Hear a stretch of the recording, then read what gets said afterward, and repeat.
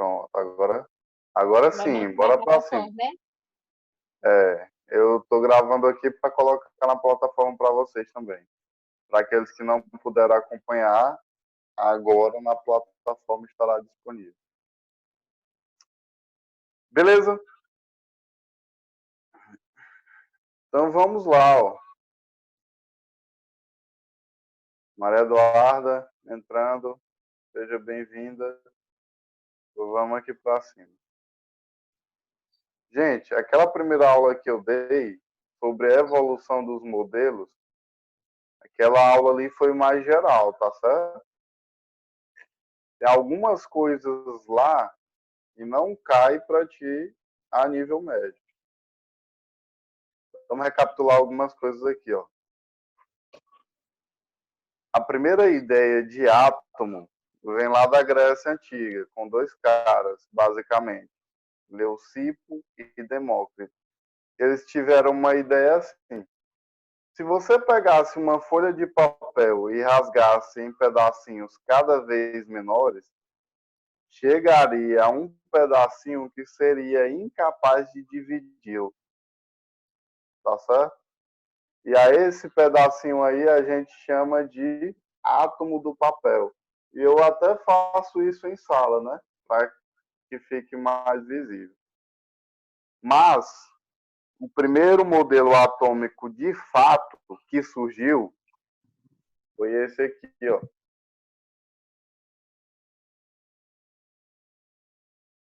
Respondam para mim. Esse modelo aqui tá parecendo um ovo, né? Porque a imagem está um pouco deformada. Mas na verdade,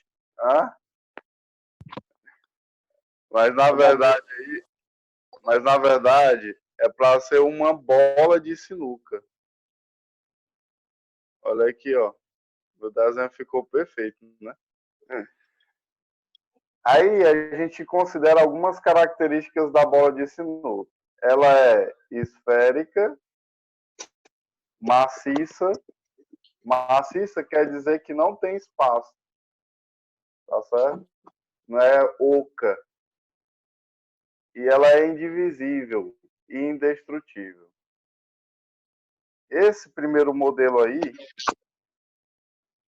é o modelo de Dalton, que surgiu lá no ano de 1808. Beleza? Aí é que eu coloquei para ti, ó. A matéria é formada por átomos que são partículas esféricas, maciças, indestrutíveis e indivisíveis.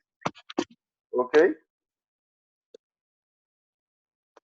Aí, ó, a característica de Dalton, ele classifica os elementos baseado na massa. Tranquilo? Fala assim, o hidrogênio tem massa atômica igual a 1. A característica dele é baseado na massa. O hélio tem massa de 4, por exemplo.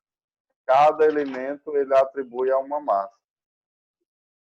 Diz mais, ó. Átomos de elementos químicos diferentes apresentam-se com massa, tamanho e propriedades químicas e físicas diferentes.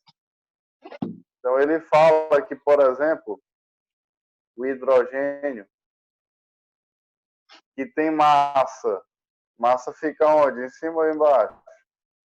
Embaixo, em cima. Para que a massa fique em cima, na representação que a gente adota em questões, tá? Uhum. Só que aí lá na tabela periódica ela fica embaixo. Aí se a gente pegar, ó, outro elemento, o He. O He, para quem não sabe, é o hélio. E ele tem massa de 4. Aí Dalton fala assim, átomos de massa diferente têm propriedades físico-químicas diferentes. Isso é verdade. O hidrogênio, por exemplo, ele tem uma propriedade que é ser inflamável. O hélio já não tem essa propriedade. Antigamente, galera, não sei se vocês já ouviram falar nos dirigíveis. era um meio de transporte aéreo antigo, só que ele era perigoso, porque o combustível dele era à base de hidrogênio. E o hidrogênio, para quem não sabe, ele pega fogo com facilidade.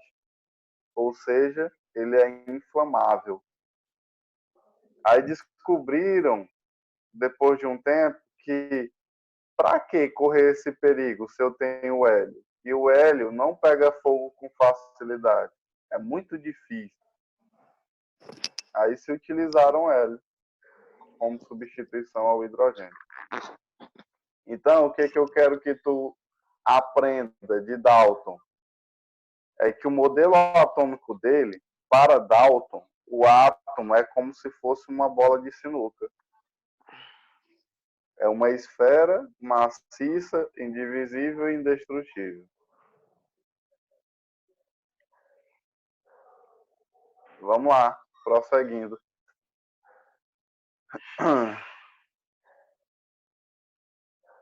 As substâncias são formadas pela combinação de elementos numa proporção de números inteiros. Isso aqui é o que defendia Proust. Eu vou já te explicar. Um composto é formado pela combinação de átomos de dois ou mais elementos que se unem entre si, originando novas substâncias. Por exemplo, aqui, ó, vamos explicar o que ele disse aí. Para defender a sua ideia, dizer que o átomo é uma bola de sinuca, Dalton levou em consideração dois caras, Lavoisier, que ele diz o que, ó? Ele defende a conservação das massas. É aquela famosa lei de Lavoisier. Na natureza, nada se cria, nada se perde. Tudo se transforma. Isso, garoto. Aí, ó, se a gente considerar aqui uma equação química de formação da água, deixa eu te dar um exemplo. Vou pegar, ó, H2 no estado gasoso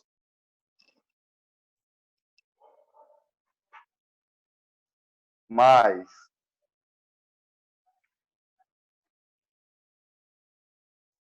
a metade de oxigênio, um meio de oxigênio, um meio de O2 no estado também gasoso.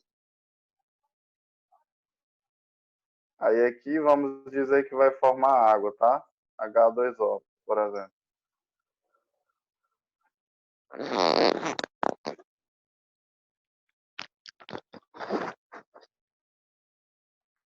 Galera, deixa eu te mostrar uma coisa aqui, ó. Numa reação química, eu sei que você lembra bem. Aqui é a seta, ó. A gente destaca a seta. Antes da seta, eu chamo de R, representando os reagentes. E depois da seta, eu chamo de P, representando os produtos. Tranquilo? Aí, ó, vamos considerar uma coisa aqui. Tá vendo isso? Para quem não conhece, aqui eu estou mostrando para vocês a tabela periódica. Ok? Aí eu quero que você olhe para dois elementos. Este aqui, ó, que eu estou destacando, o H, de hidrogênio.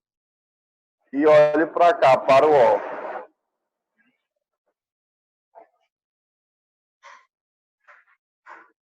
Esse O aqui é o oxigênio, certo? Quero só que você olhe para esses dois elementos.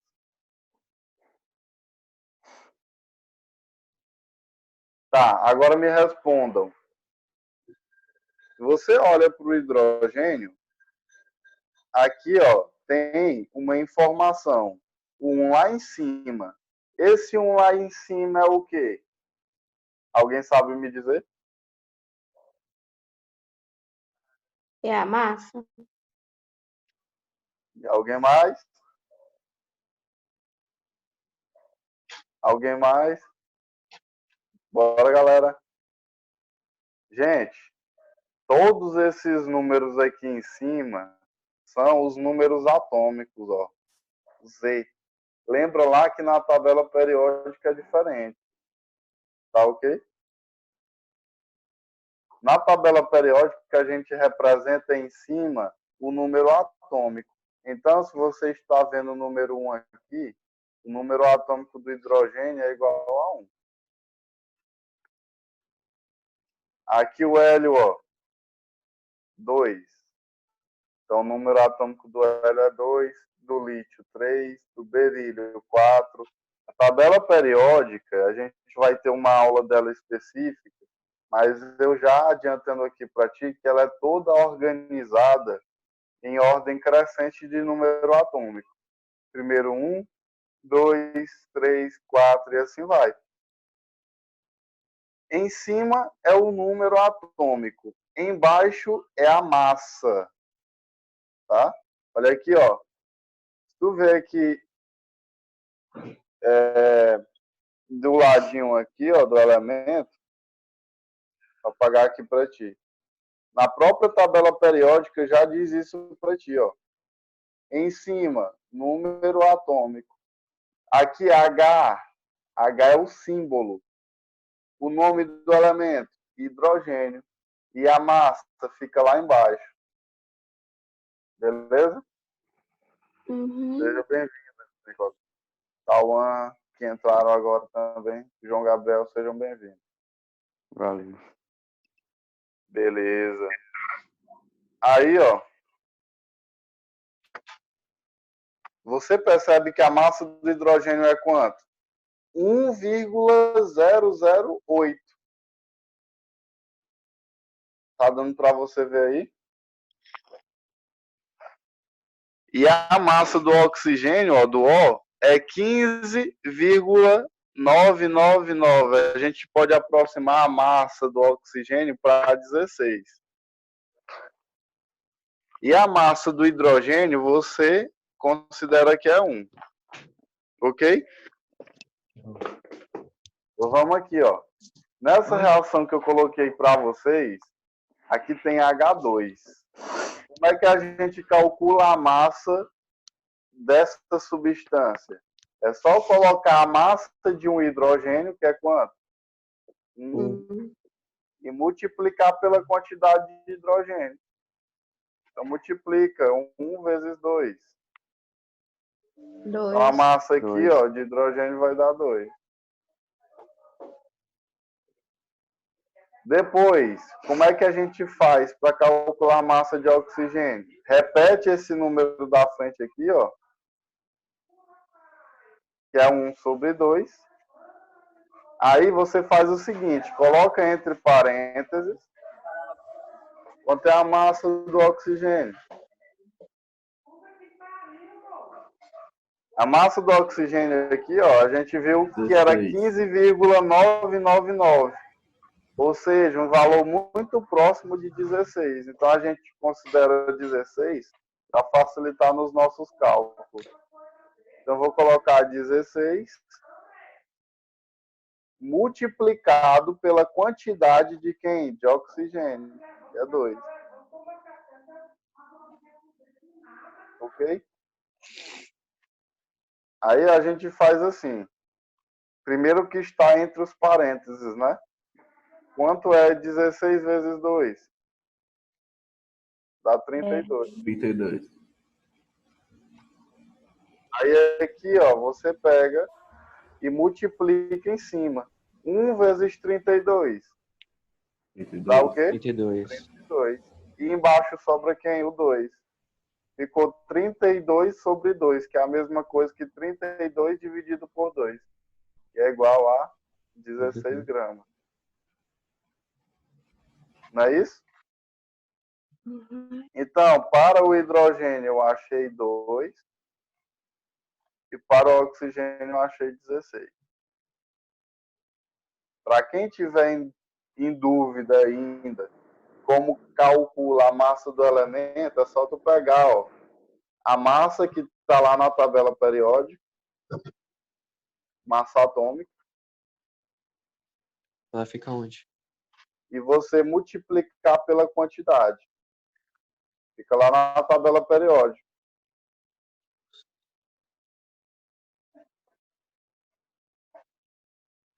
Beleza, galera? Ó, é a massa multiplicada pela quantidade. Olha aqui, ó. A massa do hidrogênio. Respondendo a tua pergunta, eu acho que foi o Zanri, né? Não. Quem foi? O Ângelo? Não. Quem foi que perguntou? Fica onde a massa? Alguém perguntou. Respondendo, fica aqui na tabela periódica, ó. Fica aqui embaixo, é o número de baixo. Você percebe que a massa do hidrogênio é 1,008, a gente aproxima para 1. E a massa do oxigênio é 15,999, aproxima para 16. Tá bom?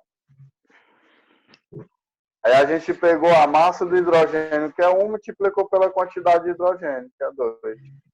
Tá? Quando tiver o número na frente, você multiplica. Vamos fazer aqui com a água. Ó. A água é H2O. Pega a massa de um átomo de hidrogênio, que é 1, e multiplica pela quantidade de hidrogênio, que é 2. Quando tiver outro elemento, ó, depois que você multiplicou pela quantidade, você soma. Aí aparece aqui o oxigênio. Qual a massa de oxigênio? 16. Quantos oxigênios a gente tem aqui? Só 1. Quando não tem número embaixo aqui, ó, da letra, a gente subentende que é 1. Primeiro a multiplicação e depois a soma, né? Então a gente multiplica aqui primeiro. 2 mais 16. Quanto é 2 mais 16? 18. Oi. Esta aqui é a lei de Lavoisier. O que ela diz? Que a soma total dos reagentes, se a gente pegar aqui a massa dos reagentes, dá quanto? 2 mais 16, dá 18. É igual à soma total das massas dos produtos. Qual a massa do produto? 18. Então, se você pegar 2 mais 16 dá 18, e a massa lá do produto é 18. Então, você percebe que a massa se conserva. Antes era 18, depois continuou sendo 18. Ok? Alguma dúvida aqui, galera? Não. Beleza, né? O que a gente acabou de fazer aí foi calcular a massa molar das substâncias. E a gente concluiu que isso aí é verdade. Aí vem outro cara e diz que elabora a sua lei das proporções definidas. Gente, eu estou explicando isso porque Dalton utilizou isso para elaborar a sua teoria, tá bom? Teoria do seu modelo atômico. Aí, se você lembrar bem, a fórmula que a gente utilizou da equação química da água é a seguinte, ó.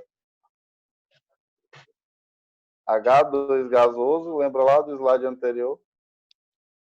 Mais 1/2 de O2 gasoso vai gerar H2O.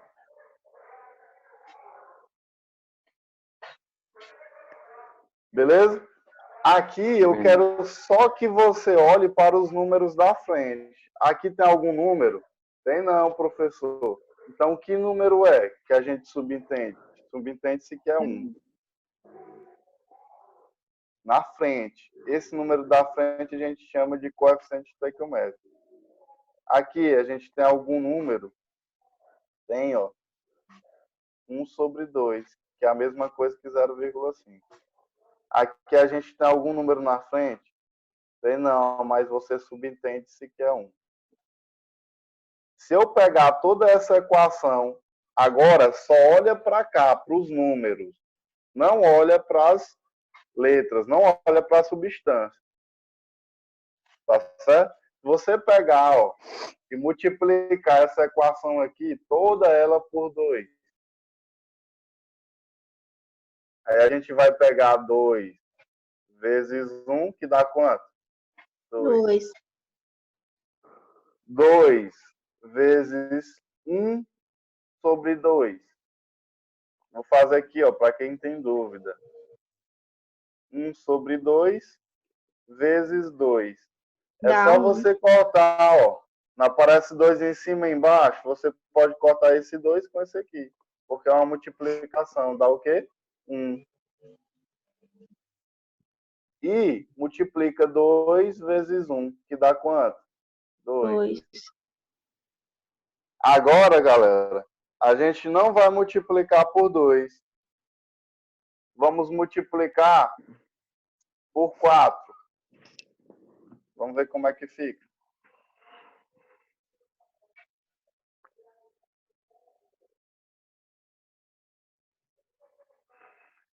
Aí você faz o mesmo procedimento. Ó. Pega o 4, multiplica por 1. Quanto é? Dá 4. Pega o 4, multiplica por 1 sobre 2. Dá Vou colocar 2. aqui para ti, ó. 1 sobre 2 vezes 4. Esse 4 vai multiplicar o 1, que vai ficar 4, e vai sobrar embaixo sobre 2. 4 dividido por 2 é 2. Então aqui vai ficar 2. E 4 vezes 1 vai dar 4. Você percebe que tem uma proporção, tá certo? Sempre, ó. 2, 1, 2. 4, 2, 4. Percebe aqui que a quantidade de hidrogênio é sempre o dobro da quantidade de oxigênio? Ó, quando a quantidade de hidrogênio, por exemplo, é 2, a de oxigênio é 1. Quando a quantidade de hidrogênio é 4, a de oxigênio é 2. Então, sempre essa quantidade aqui vai corresponder ao dobro dessa. Entendeu? É o que diz Proust. Beleza. Então, o que é que tu tem que aprender? Que no átomo de Dalton, o átomo é semelhante a uma bola de sinuca. Esférica, maciça, indivisível e indestrutível. Vamos para o próximo modelo. O próximo modelo é o modelo de Thomson. E o que é importante aprender nele? Lembra de uma coisa gostosa que tu come direto. Pudim de passas. Isso. Aí, você lembra lá que as passas representam os elétrons. Ó. Então, aqui é um elétron, aqui também. Cada bolinha dessa é um elétron. Ok? Aqui que descobriu a natureza elétrica da matéria. Thomson descobriu os elétrons. E como foi que ele fez isso, professor? Através dessa experiência aqui, ó, tubo de raios catódicos. Aqui ele pegou, ó, e jogou um feixe. Tá vendo um negativo aqui? Uhum. Que é um negativo, ó. E aqui é um positivo. É semelhante a uma pilha, uma bateria, que tem um polo negativo e o positivo.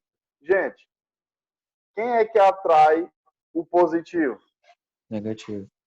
É o negativo. Tu percebes, ó, que aqui não sofreu um desvio? Tava indo reto, aí, ó, desceu de uma vez, não foi? Uhum. Pro lado positivo.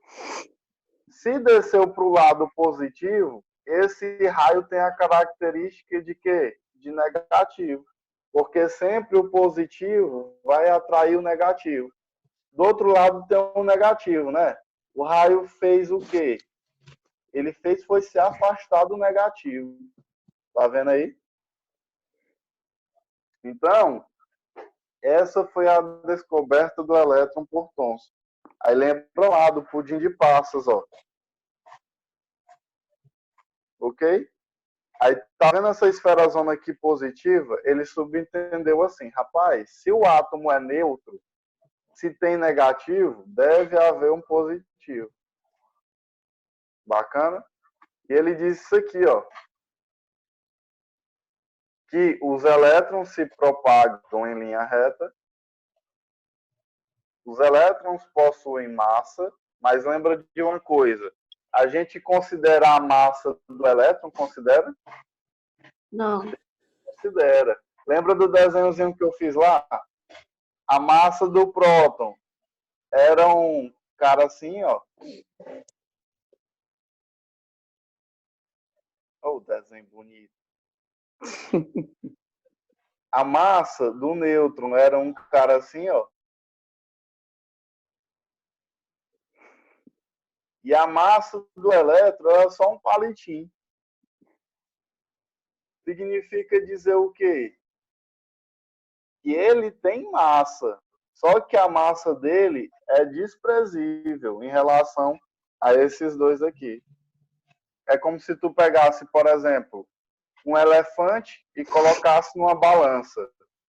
E depois pegasse uma formiga e colocasse também na balança. A massa da formiga ia influenciar para alguma coisa se tivesse um elefante lá?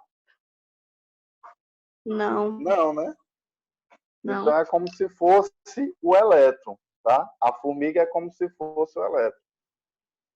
Beleza? E como você sabe, o elétron possui uma natureza negativa. Todo elétron é negativo, tá? Não existe elétron positivo. Sempre um elétron negativo. Aí aparece outro cara aqui, Rutherford. Eu quero agora que tu olhe para mim. Tá me vendo aí? Tá me vendo não, né? Deixa eu colocar bem aqui. Pronto. Tá vendo a lâmpada? Tá me vendo agora? Sim. Beleza. Uhum. Eu quero que tu olhe para mim agora para eu te mostrar. Ó, presta atenção. Aqui minha mão. Vou pegar aqui minha outra mão. Por que que essa minha outra mão passa por aqui? Porque tem espaço. Porque tem espaço, né? Uhum. Beleza. Não passa por aqui, ó. Porque não tem espaço. Tem essa região aqui da minha mão impedindo, mas passa por aqui entre os dedos porque tem espaço. Vamos para o modelo de Rutherford. Olha para a tela aqui. Ó, o modelo de Rutherford, ele pegou uma caixa e colocou um elemento radioativo. O que é um elemento radioativo, professor? É um elemento que emite radiação. Tá bom? Imagina como se fosse uma luz aqui, um laser.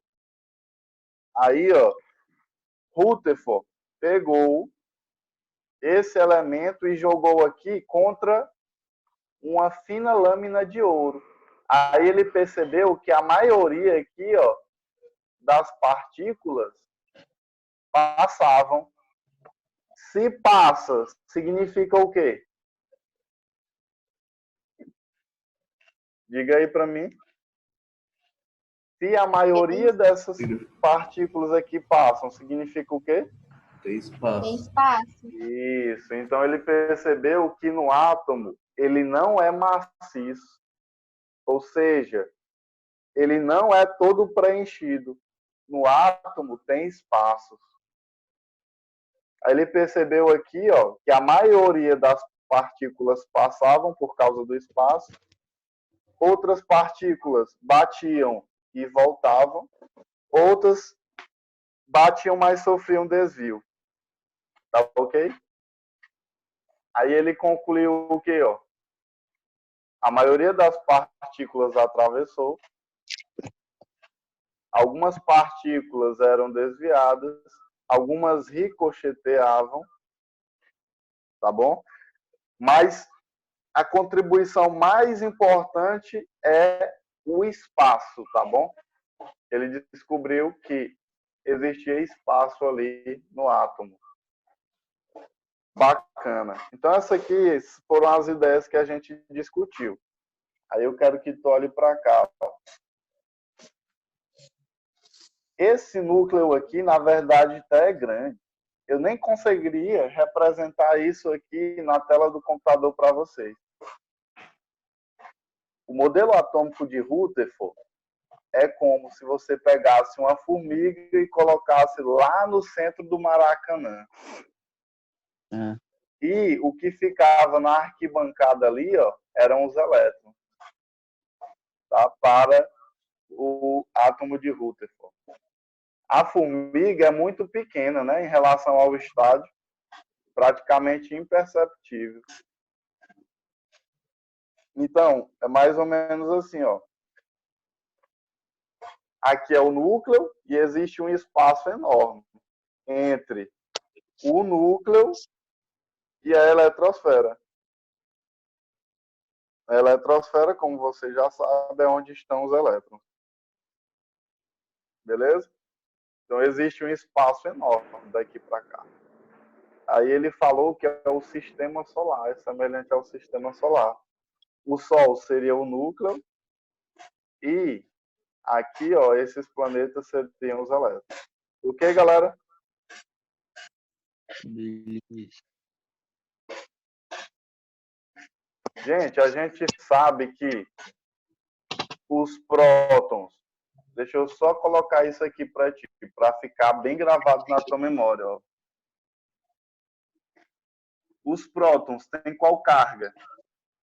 Positivo. Positivo. E quem que descobriu? Foi Rutherford, junto com o seu aluno, Goldstein. Tá? Então, todo próton é positivo. Tranquilo? Quem que descobriu?